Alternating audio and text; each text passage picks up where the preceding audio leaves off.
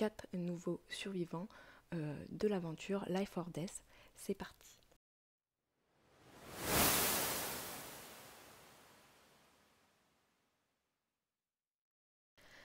Donc ces survivants, ils sont vraiment dans le courant de ce qu'on appelle LGBT. Donc ne vous étonnez pas, si vous êtes un petit peu perdu, je vous expliquerai. On va d'abord commencer par Jessica Lane. Elle a 35 ans et je vais vous lire son histoire. Jessica était née en Lorraine le 21 août 1984 dans la ville de Nancy. Elle avait 2 grands frères, l'un de 3 ans de plus, l'autre de 5 ans. Ses parents étaient tous 2 instituteurs et sa vie se passait conformément au schéma qu'ils avaient tracé pour elle. Ainsi, elle était toujours première de sa classe, poussée dès l'enfance à être studieuse. Pour évacuer et apprendre à se défendre, elle fut inscrite très tôt dans un club d'aïkido. Elle apprit à se défendre face à une arme à feu, un couteau, un sabre ou même un bâton. Elle maniait parfois, durant les séances, le bâton qu'elle affectionnait plus particulièrement, ainsi que le sabre et le couteau. Ses parents disaient qu'il était important de savoir se défendre pour une fille de son époque. Sa scolarité se passait sans encombre et l'arrivée au lycée la poussa vers le milieu scientifique. Après cela, elle entreprit des études de médecine pour devenir chirurgienne. Elle voulait sauver des vies et travailler dans un service d'urgence en hôpital. Un soir de 2014, elle se fit agresser alors qu'elle rentrait chez elle. Malheureusement, l'aïkido n'a pas suffi à l'aider. La seule personne qui vint à son secours fut une femme nommée Angéline. Avec le temps, Jessica apprit à connaître Angéline. C'était une femme transgenre, très gentille, qui lui ouvrit les yeux sur tout un monde inconnu. Une jolie ouverture, même au niveau de l'esprit, sur les personnes en général, la société de l'époque et le comportement humain. Ainsi, elle constata à la fois que tout un monde queer existait, mais qu'elle y adhérait complètement également.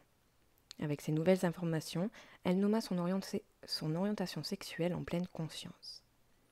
À la fin de ses études de médecine avec spécialisation donc chirurgie, elle exerça un temps dans un service d'urgence hospitalier. Elle voulait aider les victimes d'agressions et faire ce qui était en son pouvoir pour les sauver.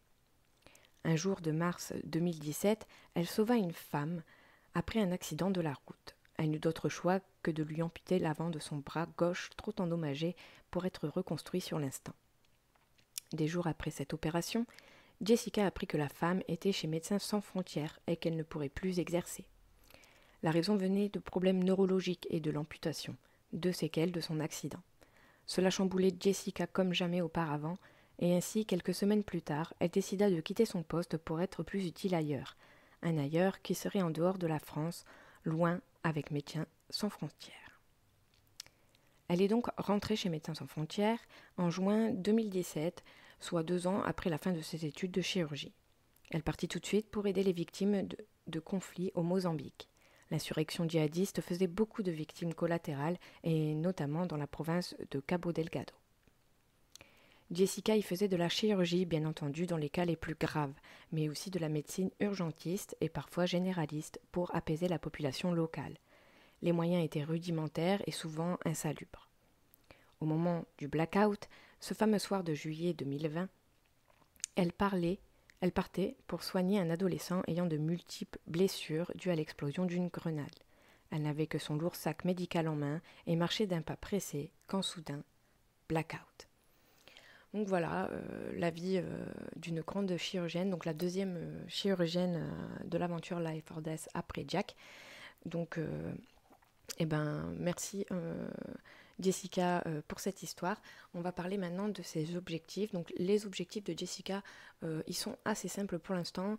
C'est-à-dire qu'en fait son personnage s'est réveillé il y a peu de temps dans l'aventure Life or Death. Donc pour l'instant, elle a fait quelques rencontres, mais disons qu'elle n'a pas de connaissances avec de nombreux autres survivants pour l'instant. Je lui souhaite d'ailleurs de rencontrer plein d'autres personnalités sur le serveur. Donc en attendant, Jessica, elle, tout ce qu'elle veut, c'est que les gens, en fait, donc ceux qui sont encore en vie dans Life or Death, n'oublient pas d'être solidaires et gentils les uns envers les autres, même si la situation est très très grave en fait sur Life or Death. Il y a eu une petite apocalypse après ce blackout, donc il y a des monstres, tout ça. Donc ce qu'elle veut, c'est que les survivants continuent à être solidaires les uns envers les autres. Donc elle n'hésite pas à les soutenir et à les aider. Merci beaucoup à toi Jessica. Je pense que tu es une personne de confiance. Tu es l'un des personnages, je suppose, les plus sincères et honnêtes. Seulement, est-ce que l'honnêteté et l'insincérité dans ce monde vont t'aider? Eh ben, on verra ça sûrement plus tard. Voilà. On va passer ensuite à un autre survivant de Life or Death. C'est parti. Nous passons du coup à Aaron Agashikata et il a 19 ans. Donc j'espère que j'ai pas mâché le nom de famille Aaron, sinon désolé, il est à rallonge, il est compliqué. Voilà. On passe à son histoire. Donc Aaron est un lycéen banal issu d'une mère française et d'un père japonais. Il est bon à l'école, il est réfléchi, c'est un enfant unique, un peu rêveur. Il a toujours voulu devenir informaticien. Son père est cuisinier et sa mère photographe. À cause de son tempérament de sang chaud, il se battait beaucoup à l'école. À l'âge de 12 ans, il perdit son père dans un accident de voiture. Pendant un long moment, il ne parlait plus à personne. Il était devenu l'élève bizarre de son établissement. Puis il surprit tout le monde le jour où il rentra dans l'académie la plus prodigieuse de France, à seulement 18 ans. Il y eut ensuite le blackout. Donc une histoire assez banale en fait. Aaron, c'est un jeune garçon qui a une vie tout à fait normale avant le blackout comparé à d'autres survivants dont je vous ai lu les histoires. On va passer du coup aux objectifs de Aaron.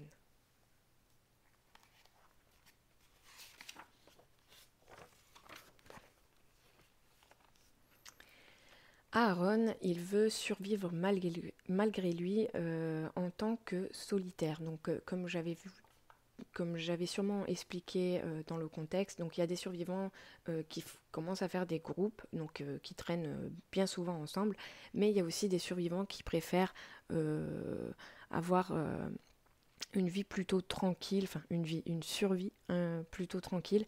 Ils préfèrent être solitaires, donc c'est le cas de Aaron. Est-ce que c'est bon ou pas dans ce monde qu'est Life or Death d'être seul? Ça, c'est à vous de voir. Il voudrait retourner chez lui une dernière fois. C'est comme beaucoup de survivants, ils veulent retourner chez eux pour voir sûrement comment ça s'est passé, s'ils retrouvent de la famille. Je vous le souhaite à tous. J'espère que vous pourrez retourner chez vous. Pour l'instant, vous êtes bloqué en Alaska et pour l'instant, je vois pas vraiment de possibilités pour aller en France ou ailleurs. Pour l'instant, c'est pas possible. J'espère que ça vous arrivera. Peut-être que oui, peut-être que non. Aaron, il veut aussi, il est vraiment dans la trajectoire survie. Il veut trouver des vivres, ce qui est normal. La plupart des survivants, c'est ce qu'ils font.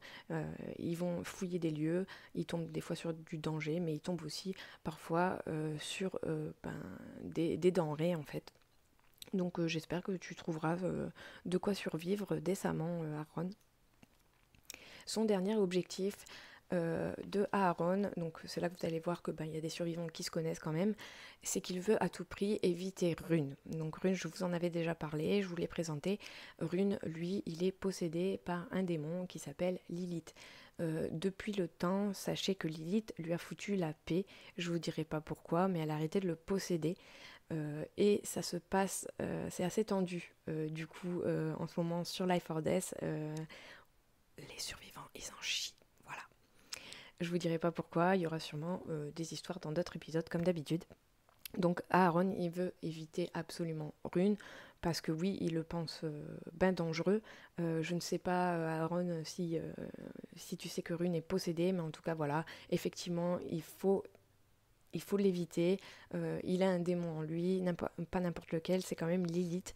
Donc voilà, c'est contrairement donc à d'autres survivants qui veulent le retrouver, Aaron, lui, il veut l'éviter. Et je pense qu'il a bien raison pour survivre. Voilà. On va passer ensuite à un couple. Un couple sur Life or Death. Pourquoi je vous dis ça? Parce qu'en fait, leurs histoires, elles vont être vraiment liées. Donc ça va être un petit peu la même histoire, mais elle est quand même jolie parce que en fait c'est des survivants, donc c'est des personnages en fait qui se sont séparés en 2020, donc avant que toute la catastrophe n'arrive, et ben peut-être le pouvoir de l'amour, je ne sais pas, ils se sont retrouvés du coup par hasard sur Life or Death, donc 10 ans plus tard, donc après la catastrophe. C'est parti, on va commencer tout de suite par la petite vampire de Life or Death. Je vais donc vous présenter Romy Jackson, elle a 22 ans. Romy est une jeune femme qui a vécu toute son enfance dans la ville de Détroit aux États-Unis, plus précisément au Michigan, connue pour être une des villes avec un taux de criminalité des plus élevés. La jeune fille a donc été dans un milieu très très hostile, avec un père dealer de drogue et une mère qui exerçait le métier de femme de joie. Romy est née d'un accident lors d'un rendez-vous avec un client. Suite à cet accident, sa mère, ne voulant pas avorter, accouchera et l'éduquera dans le plus grand secret dans son bungalow. Lors de ces rendez-vous, la petite fille était cachée dans un coffre où elle sera enfermée. Sa mère l'oublie d'ailleurs souvent, la laissant parfois 2 jours dans ce coffre sans rien boire ni manger. C'est à partir de ses 6 ans que la petite vampire développera sa maladie du vampirisme.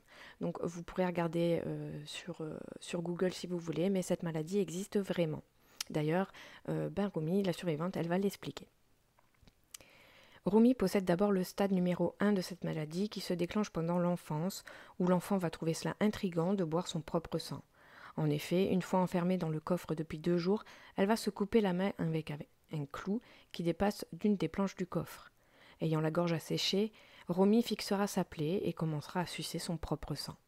Elle éprouvera un certain plaisir à s'abreuver de son propre liquide rouge. Elle développera le stade 2 et boira fréquemment donc son propre sang. À ses 15 ans, la jeune femme se baladait tranquillement dans la rue avec un ami à elle de l'époque qui se coupera. Romy commencera à se demander quel goût avait le sang d'une autre personne, si c'était aussi jouissif que le sien. Elle colla alors ses lèvres à la plaie et commença à se délecter du sang de son ami. Au fur et à mesure, elle se rappellera de cet événement.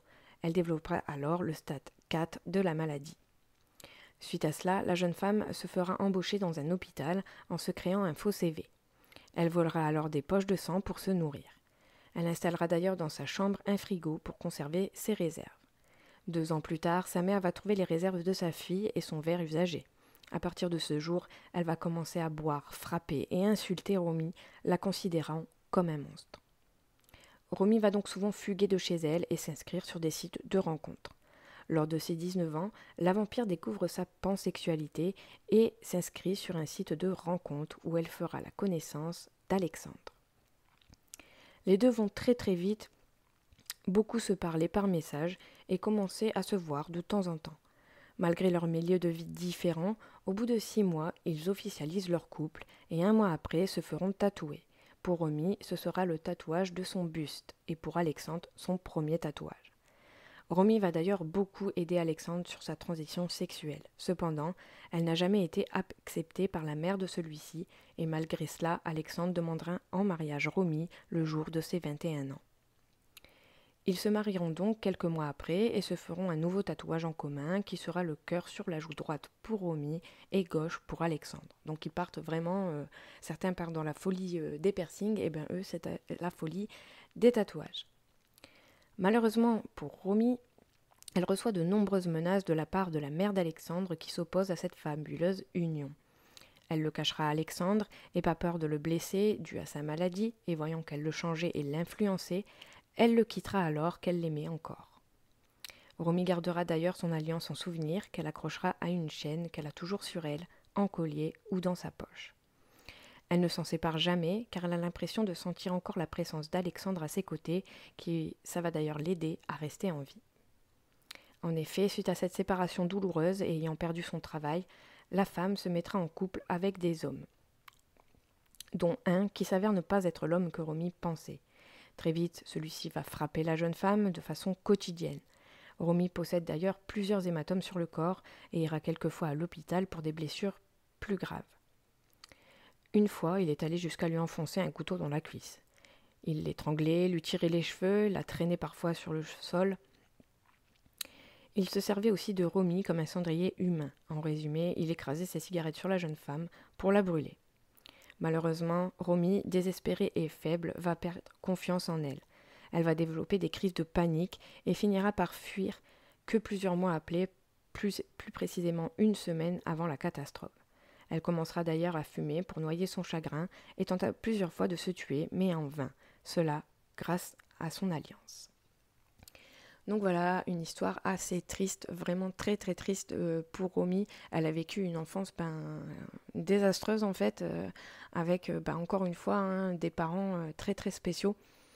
Heureusement donc qu'il y avait Alexandre qui soutenait Romy, du moins au début. On va parler du coup des objectifs de Romy. Donc Romy, son objectif, d'ailleurs je tenais à vous expliquer qu'en ce moment, Romy, dans l'aventure Life or Death, elle a disparu. On ne sait pas où, mais elle a disparu. Donc elle n'est pas morte, tout ça, mais on ne sait pas où est passée Romy. Donc je suppose que son fiancé Alexandre la cherche. Donc les objectifs de Romy, c'est de retrouver Jessica, donc que je vous ai présenté en début de vidéo. Donc apparemment, ils se connaissent. Elle veut veiller sur elle. Elle veut rester aussi avec son conjoint Alexandre et le protéger. Elle veut aussi trouver un moyen de calmer ses crises de panique. Donc bon courage Romy, parce que dans ce monde-là, avec des monstres un petit peu partout, plus ou moins puissants, qui vous attaquent presque tous les jours, bon courage pour gérer ce flot de stress en fait. Et voilà, donc du coup c'était pour les objectifs de Romy. Maintenant on va passer au dernier survivant. Et le dernier survivant, du coup vous ne serez pas surpris parce qu'on va parler de son fiancé, donc Alexandre. Donc Alexandre Chevalier, il a 30 ans. Mais sachez, comme je vous l'ai dit en début de vidéo, que ces personnages, ils sont vraiment dans le courant LGBT. Donc, pour vous expliquer, Alexandre ne s'appelait pas Alexandre du coup au début, mais Victoria. Et vous allez comprendre, grâce à son histoire, pourquoi maintenant il s'appelle Alexandre. Victoria est une fille d'une famille anglo-scandinave de renom, une lignée de chasseurs de monstres. Donc, à l'époque, ils croyaient vraiment aux monstres, donc tout ce qui est vampires, loups-garous, toutes ces légendes, sa famille y croyait beaucoup et étaient devenus donc des chasseurs. Mais c'était aussi des vikings. Victoria sera traitée comme un garçon, obligé de partir à la chasse avec son père. Victoria travaillera aussi avec sa mère pour l'aider, sa mère étant une femme d'affaires assez reconnue et peu présente à l'époque. Victoria était donc plus proche de son père, à qui elle se confiait. C'était une fille bien élevée qui apportera souvent des bonnes notes à la maison. Victoria apprendra aussi à jouer du violon très jeune et deviendra même une virtuose. Ce n'est pas tout, elle voulait aussi devenir un homme. Tout d'abord, elle s'inscrira dans de grandes écoles et obtiendra son diplôme de professeur de philosophie. En parallèle, Victoria continuera de chasser et d'apprendre auprès de son père qui, à l'époque, écrivait différents bouquins sur le survivalisme ou même sur les nombreux voyages qu'il faisait avec sa fille. Ainsi, Victoria a pu apprendre plusieurs langues. Victoria avait donc une vie trépidante, avec une famille aimante, stricte et beaucoup d'amis. Mais elle ne se sentait pas tout à fait elle-même, quelque chose la troublait. En gros, elle ne se sentait pas femme et se remettait sans cesse en question. En effet, elle avait encore cette idée de devenir un homme. Plus tard, Victoria fera la rencontre d'une femme, un ange tombé du ciel et à qui elle va parler pendant des mois, et donc se rapprocher. Cette femme s'appelait Romy, et Victoria se sentait elle-même très à l'aise avec celle-ci. Les tabous n'existaient pas. Ils finiront par se rencontrer, et là, coup de foudre. Ainsi, Victoria décidera vraiment à ce moment-là qu'elle pouvait enfin être elle-même, c'est-à-dire un homme. C'est à ce moment qu'elle fera une transition totale pour devenir Alexandre. Alexandre et Romy vivront alors heureux, même si la famille d'Alexandre avait eu du mal à se faire au changement physique de celui-ci, ainsi que ses amis. Il en perdit beaucoup d'ailleurs. Romy était toujours là pour le souvenir, même si parfois ses humeurs laissaient à désirer. Romy était une amatrice de piercing et de tatouage. Plus tard, Alexandre la suivra dans sa passion et se fera tatouer le corps. Alexandre finira par demander Romy en mariage, mais la mort de son père va chambouler leur petite vie paisible et séparer le couple. une période des plus difficiles pour Alexandre, dont la mère n'appréciait déjà pas Romy. Les nouveaux amoureux se perdent donc de vue, principalement à cause de la famille de Alexandre, mais celui-ci restait secrètement amoureux de Romy. Alexandre va continuer sa vie en solitaire, incapable d'aimer quelqu'un d'autre que sa tendre Romy, qu'il n'oubliera sans doute jamais. Il restera professeur, repoussé par sa propre famille qui avait tout fait pour qu'il se sépare de Romy. Un jour où il fera de la moto dans l'espoir de retrouver l'amour de sa vie, blackout. Donc finalement, comme je vous l'ai dit en début de vidéo, il a retrouvé Romy du coup dans Life or Death. Il a retrouvé la femme de sa vie. Et félicitations à vous deux, on est content. Alexandre a une vie assez compliquée, enfin bien moins compliquée que Romy, parce que lui, il avait déjà, comme vous le savez, il y a un énorme fossé entre les deux, c'est-à-dire que Romy, elle vient d'une famille assez pauvre, avec des parents pas très très aimants, désolé. Et à l'inverse, Alexandre vit dans une famille plutôt riche, assez stricte, mais riche, à cheval en fait sur les traditions. Donc le fait qu'ils veulent changer de sexe, devenir un homme, ça n'a pas été très bien vu par son entourage apparemment, ce qui est bien dommage. On va du coup passer aux objectifs d'Alexandre. Bien sûr, Alexandre, il veut protéger en particulier donc Romy qu'il a retrouvée et aussi Jessica avec qui il a lié une certaine amitié. Il veut bien évidemment trouver de quoi survivre, donc comme la plupart en fait des survivants, j'espère Alexandre que tu trouveras ton petit coin paisible, pourquoi pas monter peut-être un QG comme l'a fait Jack. Il veut aussi comprendre ce qu'il se passe entre vie et mort. Donc vie et mort, je vais vous l'expliquer dans une petite parenthèse. Vie et mort, ce sont deux PNJ qui sont en duo, c'est-à-dire qu'ils apparaissent tout le temps à deux face aux survivants. Comme vous l'aurez compris de par leur nom, vie et mort, c'est des PNJ très très puissants. Et en général, quand ils apparaissent aux yeux des humains, donc des survivants, ils sont toujours métamorphosés en une célébrité ou un personnage qu'ils ont connu. Donc la dernière fois qu'Alexandre les a rencontrés, Vie et Mort avait pris l'apparence de Cléopâtre et César et ils s'engueulaient comme du poisson pourri.